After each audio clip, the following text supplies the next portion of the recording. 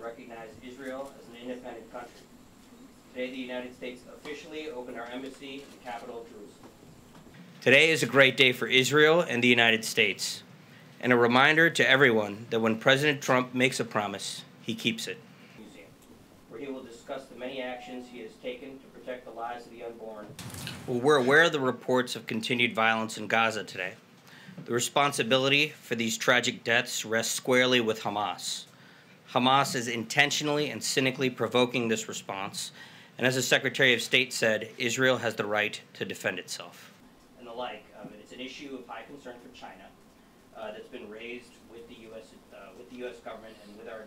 Well, as I said earlier, we believe Hamas bears the responsibility. Look, this is a propaganda attempt. I mean, this is a gruesome and unfortunate propaganda attempt. I think the Israeli government has spent weeks trying to handle this without violence. And we find it very unfortunate. All sorts of matters, but this is an internal matter. It's being addressed internally. This president has taken China to task for its unfair trade practices through the Section 301 investigation. He's introduced and proposed up to $150 billion of tariffs on China for intellectual property theft, dumping, and a range of inimical Chinese economic action. So he's been tough and he's confronted them, but on this issue specifically, he's asked the Secretary of Commerce to take a look at it. Halt ICBM tests and now has released these 3 prisoners, and those are... China has engaged in decades of unfair trade practices, forced technology transfers, and the like. That was part of the discussion that went on when the U.S. delegation or U.S. Group of administration officials went to China, and that's going to be continued